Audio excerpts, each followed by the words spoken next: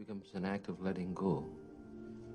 But what always hurts the most is not taking a moment to say goodbye, goodbye, goodbye, goodbye, goodbye.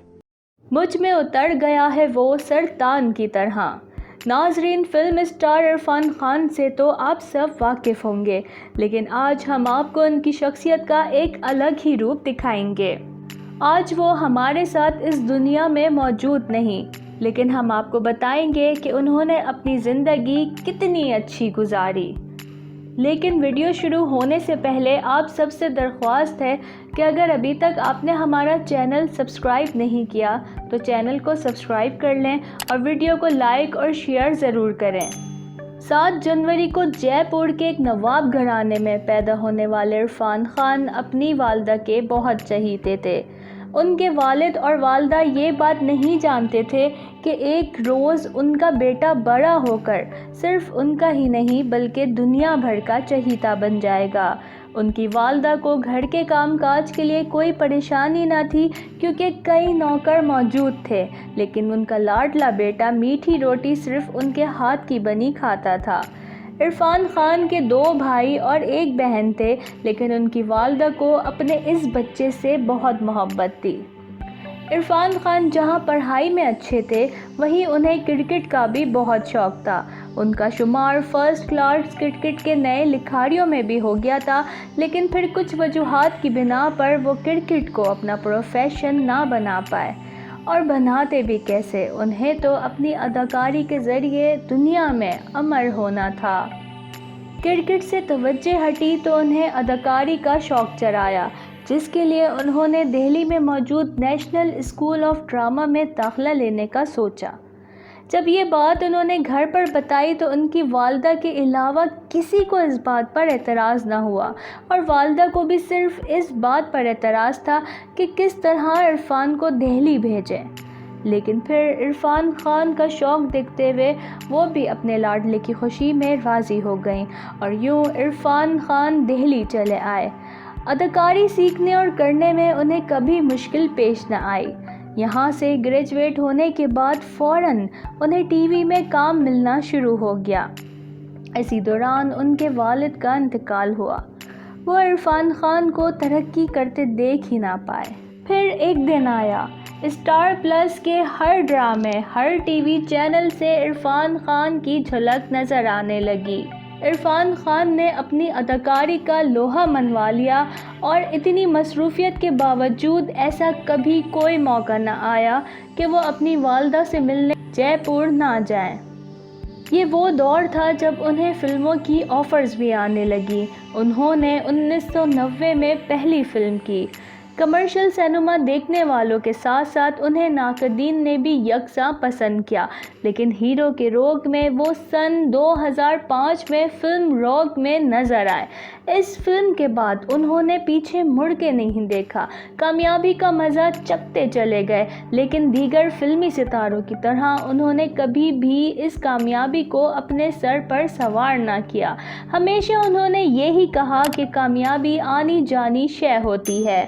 सन 2001 में उन्हें एक बरतानवी film दी war rare में काम करने का मौका मिला और यूँ उन पर बॉलीवुड के दरवाजे भी खुल गए। उसके बाद भी उन्होंने हॉलीवुड और बॉलीवुड की मुतादिद फिल्मों और टीवी शोज़ में काम किया। सन 1945 में उन्होंने अपनी एक क्लास फेलो को पसंद किया जो कि मुसन्निफ़ा हैं और उनसे शादी कर ली।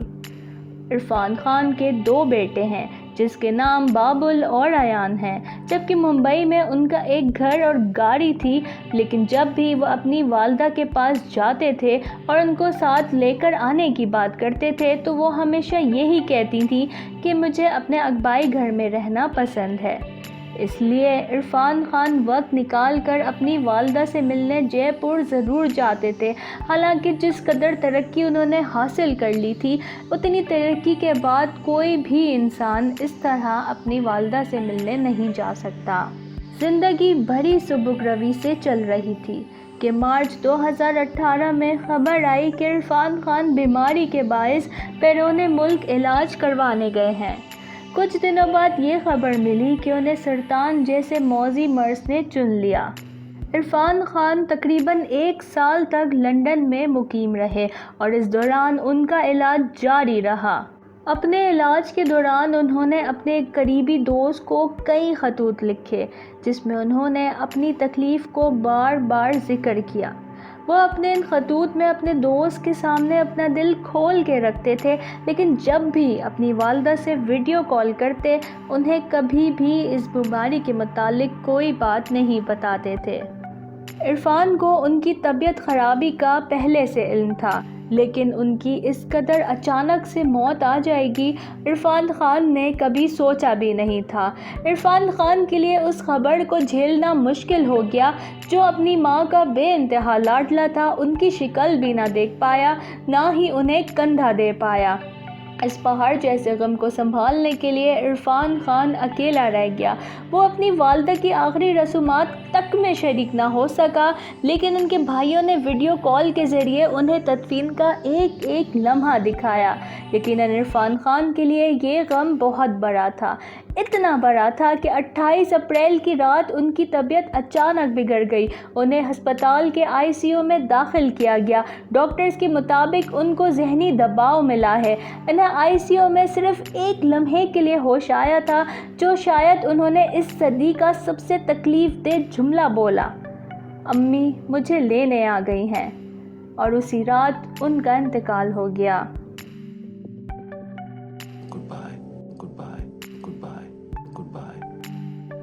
رواں سال کرونا کی وبا آئی۔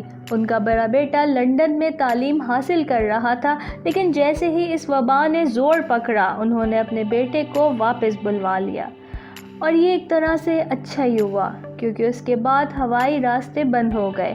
جو جہاں تھا وہیں محصور ہو کر رہ گیا۔ عرفان ممبئی میں تھے اور ان کی والدہ جے پور میں، لیکن روز ہی ان دونوں کے درمیان بات چیت ہوا کرتی تھی۔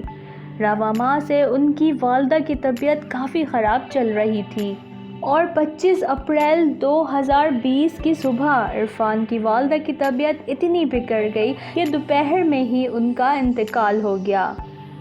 عرفان خان اپنی والدہ کے اتنے لاڈلے تھے کہ ان کے انتقال کے بعد وہ زندہ نہ رہ سکے، وہ بھی اپنی والدہ کے پیچھے پیچھے چلے گئے۔ ہم میں سے اب کوئی بھی کبھی بھی عرفان خان کو نہیں دیکھ پائے گا، لیکن یہی کیا کم ہے کہ ایک محبت کرنے والا بیٹا اپنی ماں کی 2 دن کی جدائی بھی برداشت نہ کر پایا اور ان سے جا ملا۔ ناظرین، یوں ایک مشہور ہیرو، ایک مشہور اداکار اور ایک امیر ترین آدمی اس دنیا سے رخصت ہوا۔ سچ ہی کہتے ہیں، نہ شہرت کام آتی ہے، نہ پیسہ کام آتا ہے، نہ عزت کام آتی ہے۔ اس دنیا سے ہر ایک نے جانا ہے۔ دیکھتے رہیے اردو نیوز چینل۔